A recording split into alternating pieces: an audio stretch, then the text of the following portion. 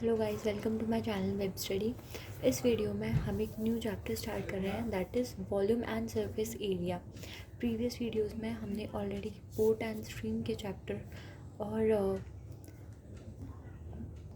Simple interest cover कर लिया है। तो स्टार्ट करते हैं वीडियो। चैप्टर स्टार्ट करने से पहले हमें कुछ बेसिक्स फार्मूला हैं जिसको जानना या याद करना बहुत इम्पॉर्टेंट है। तो स्टार्ट करते हैं। फर्स्ट हमारा आता है क्यूब। अब क्यूब क्या होता है? वो एक 3D फिगर होती है, जिसकी हाइट लेंथ ब्रेथ सब सेम होते हैं। तो उसकी वॉल्यूम का फॉर्मूला होता है A square, that is A cube that is side cube. ठीक है, क्योंकि सारे साइड सेम होते हैं तो हम साइड लेते हैं और उसका क्यूब करते हैं। कर्व सरफेस एरिया है 4a स्क्वायर। ठीक है, एरिया का फॉर्मूला होता है A square that is side square. ठीक है, और 4 हमने क्यों लिया है? क्योंकि कर्व में हम उसका खाली लेटरल सरफेस एरिया यानी कि जो साइड के जो साइड्स हैं उनका एरिया निकालता है, इसीलिए 4 साइड्स इंक्लूड होती है, इसीलिए 4a square. Total surface area है 6a स्क्वायर।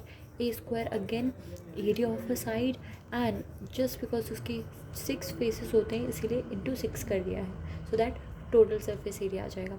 डायगनल भी कई बार पूछा जाता है, इसीलिए मैंने हर एक का डायगनल भी लिखा है जहाँ पॉसिबल है। इसका डायगनल यानी कि क्यूब के डायगनल का फॉर्मूला होता है a that is side into √3, right. तो ये सारी इंपॉर्टेंट चीज़ें थी क्यूब के बारे में। इसके अलावा क्यूब के बारे में और कोई क्वेश्चन नहीं बन सकता। नेक्स्ट है क्यूबॉइड। क्यूबॉइड की वॉल्यूम का फॉर्मूला सबको पता होता है। क्यूबॉइड पहले जान लेते हैं। रेक्टेंगल होता है, बस उसी की 3D फिगर होती है। ठीक है, रेक्टेंगल की, जिसमें कि लेंथ अलग होगी, ब्रेथ अलग होगी और जो उसकी हाइट है वो अलग होगी, राइट। तो वॉल्यूम का उसका फॉर्मूला है that is L into B into H, that is length into breadth into height. Lateral surface area है 2L+B, यानी कि ये हमारा क्या होगा? पेरीमीटर हो गया, इंटू हाइट कर देंगे। ठीक है, lateral surface area perimeter into height हो जाता है। टोटल सरफेस एरिया क्या है?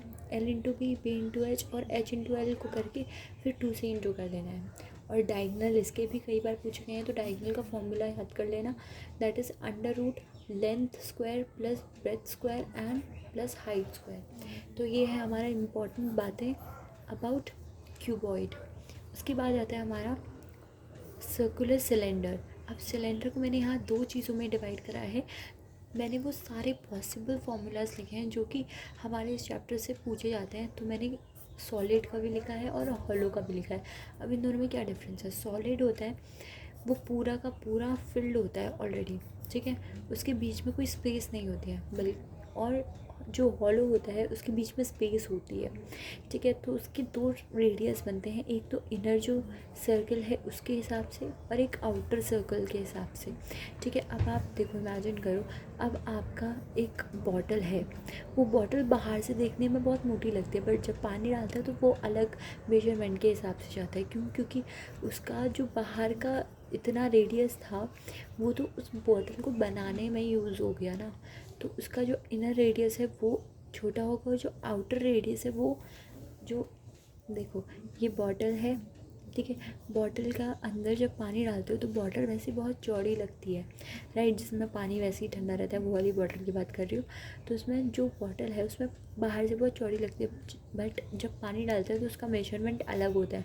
क्यों? क्योंकि उसका इनर रेडियस अलग होता है और आउटर रेडियस अलग होता है। जो उसका इनर रेडियस होगा वो हमेशा छोटा होगा और आउटर रेडियस बड़ा होगा। क्यों? क्योंकि उन दोनों के बीच में जो डिफरेंस होता है उतना मटेरियल उसको बनाने में लगा है, इसकी वजह से जो दोनों रेडियस है वो वेरी करते हैं और वॉल्यूम भी कम आता है। तो सॉलिड सिलेंडर में कोई भी स्पेस नहीं होती अंदर के लिए, ठीक है, वो पूरा सॉलिड होता है। तो सॉलिड सिलेंडर मोस्टली पूछा जाता है, बट रेयर केसेस में हॉलो सिलेंडर के भी क्वेश्चंस आ जाते हैं। पहले सॉलिड सिलेंडर की बात करते हैं। सिंपल सा फॉर्मूला है πr²h, दैट्स इट। ठीक है, कर्व सरफेस एरिया है 2πrh। ठीक है, कर्व सरफेस एरिया है 2πrh और टोटल सरफेस एरिया है 2πr और h + r। उसके बाद जो हॉलो सिलेंडर है उसका सेम यही है, बट जहाँ पर रेडियस होगा वहाँ पर उन दोनों का डिफरेंस या एडिशन पूछा जाएगा। जैसे वॉल्यूम है, तो वॉल्यूम में मैंने क्या बोला, जो दोनों के रेडियस का डिफरेंस, ठीक है। मैं अगर बड़े वाले रेडियस में से छोटे वाला रेडियस माइनस करूँगी तो ये मेरा आएगा क्या, जो उनके बीच में जो रेडियस है, तो इन दोनों का रेडियस यहाँ पर वॉल्यूम में वही मेजर किया जाएगा। उसके बाद कर्व सरफेस क्या है, 2πr/h और दोनों के रेडियस का एडिशन। टोटल सरफेस एरिया में 2πr दोनों के रेडियस का एडिशन, फिर अगेन 2πh और दोनों के रेडियस का एडिशन, और 2π फिर h नहीं आएगा और दोनों के रेडियस का स्क्वायर आएगा, राइट। उसके बाद नेक्स्ट है राइट सर्कुलर कोन। अब कोन हमारा जैसे बर्थडे कैप्स होती हैं उस टाइप का होता है ऐसे, राइट। तो इसकी जो वॉल्यूम है वो क्या होता है, वो हमारे सिलेंडर की वॉल्यूम का 1/3 होता है। क्यों? क्योंकि हमारा सिलेंडर भी कुछ ऐसे ही बनता है, राइट। 3 कोन को मिला के एक सिलेंडर बनता है, राइट। तो ये ध्यान रख लेना, अगर आपको सिलेंडर की अगर आपको वॉल्यूम का फॉर्मूला याद है तो आप इजीली कोन का कर सकते हो। तो वॉल्यूम क्या होता है इसका 1/3, that is 1/3 πr²h। Curve surface area क्या है, πr। अब यहाँ पर मैंने करके दिखाया है कि हम पहले उसका लेटरल हाइट निकालेंगे, स्लैंट हाइट निकालेंगे, इसको स्लैंट हाइट बोलते हैं। ये है हमारा हाइट, ये है हमारा रेडियस। मोस्टली क्वेश्चंस में होता है हाइट और रेडियस दिया होता है, पहले हमें ये स्लैंट हाइट निकालना पड़ता है। स्लैंट हाइट को हम एल से डिनोट करते हैं, जिसको हम अपनी भाषा में हाइपोटेन्यूज भी बोलते हैं। तो उसका फॉर्मूला भी कुछ ऐसे ही है, इसीलिए मैंने डायरेक्टली लिखा है πr/l, ठीक है। अगर l निकालना नहीं आता है तो ये है l का method, how to calculate l। l को कैसे कैलकुलेट करते हैं, r² + h², वैसे ही पाइथागोरस थ्योरम लगा के। टोटल सरफेस एरिया क्या है, πr/l + r, ठीक है, same as this. πr height के बदले l + r, और यहाँ पर भी सेम है πr/l, तो यहाँ पर 2 दोनों में हटा के πr/l करा है उन्होंने h के बदले, ठीक है। ये था हमारा राइट सर्कुलर कोन। उसके बाद आता है हमारा कोन के बाद आता है फ्रस्टम। फ्रस्टम कोन का हाफ या एक पार्ट होता है, ठीक है। अब देखो, अगर मैं यहाँ पर ऊपर में ये कर दूँ तो ये मेरा कोन ही बन जाएगा, बट कोन की जो ऊपर का पार्ट है उसको कट आउट कर दें, ठीक है, उसको कट आउट करके निकाल दें तो हमारा जो बचता है उसको फ्रस्टम कहते हैं। या हम नॉर्मली देख सकते हैं हमारे जो क्लासेस होते हैं वो भी फ्रस्टम के शेप में ही होते हैं mostly. I am not talking about all the classes, क्योंकि आजकल कुछ क्लासेस सिंपल भी आ रहे हैं सिलेंड्रिकल फॉर्म में, बट मोस्टली हम उनको फ्रस्टम के ही शेप में देखते हैं। तो फ्रस्टम का क्या फॉर्मूला है, वॉल्यूम का फॉर्मूला है πr3। सी यहाँ पर हमारा जो कोन का फॉर्मूला है वॉल्यूम का πr²h, ठीक है, वही है यहाँ पर। बट हमने क्या कर दिया, जो उसका रेडियस है, क्योंकि उसके 2 रेडियस होते हैं, एक तो बॉटम का होता है, एक टॉप का होता है, 2 रेडियस होते हैं। हम क्या करते हैं, उन दोनों का स्क्वायर कर देते हैं, उन दोनों को ऐड करके उनका स्क्वायर करते हैं। यहाँ पर भी तो वही मांगा है ना हमसे, तो हमने दोनों को ऐड करके स्क्वायर कर दिया और वो स्क्वायर को ओपन करके यहाँ दिखाया है, ठीक है। तो ये हमारा किसका हो गया, वॉल्यूम का फॉर्मूला है फ्रस्टम का। उसके बाद स्लैंट हाइट क्या होता है, h² that is height square में ऐड करेंगे हम क्या, दोनों के रेडियस का डिफरेंस। ये क्या आएगा हमारा, सी आएगा स्लैंट हाइट। उसके बाद हमारा कर्व सरफेस एरिया क्या आता है, πr/l। आर के बदले हमने क्या करा, दोनों को आर को हमने रेडियस को, दोनों के रेडियस को ऐड कर दिया। उसके बाद टोटल सरफेस एरिया है πr/l + r+r, दोनों का जो हमारा वो है, जो हमारा रेडियस है, दोनों को रेडियस को स्क्वायर कर दिया। और यहाँ पर क्या करा है हमने पाई और दोनों के रेडियस को ऐड करा और उसको स्लैंट हाइट से इंटू कर दिया, राइट। उसके बाद हमारा स्फेयर आता है। अब स्फेयर को भी मैंने यहाँ 2 कैटेगरीज में डिवाइड करा है, एक सॉलिड एक हॉलो। अब सॉलिड और हॉलो में क्या है, जैसे ही सिलेंडर का बताया था उसी टाइप का है, ठीक है, जस्ट सेम। स्फेयर और हॉलो, सॉलिड और हॉलो।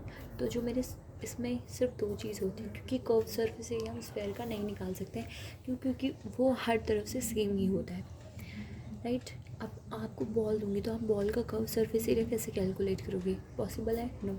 तो वॉल्यूम और सरफेस एरिया ही निकालते हैं हम स्फेयर का। वॉल्यूम को निकालने का फॉर्मूला 4/3 πr3, ठीक है।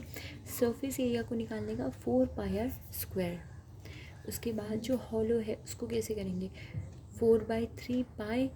अब यहाँ पर रेडियस 2 हो गए हैं तो मैंने दोनों रेडियस के क्यूब को माइनस कर दिया, राइट। अब वॉल्यूम कैसे निकालेंगे, वॉल्यूम निकालने के यहाँ पर दो तरीके हैं, इंटरनल वॉल्यूम निकालना है, एक्सटर्नल वॉल्यूम निकालना है। दोनों वॉल्यूम को कैलकुलेट करना पॉसिबल है। इंटरनल वॉल्यूम में बस हम इंटरनल रेडियस डाल देंगे और एक्सटर्नल वॉल्यूम के लिए हम एक्सटर्नल रेडियस डालेंगे, ठीक है, इजी। नेक्स्ट आते हैं हमारे प्रिज्म और पिरामिड, ठीक है, ये भी बहुत पूछे जा रहे हैं एग्ज़ाम्स में। तो पहले बता दो दोनों में क्या डिफरेंस है। जो हमारा प्रिज्म होता है, राइट, जो हमारा प्रिज्म होता है वो उसका बेस और उसका टॉप दोनों का शेप सेम होता है, राइट।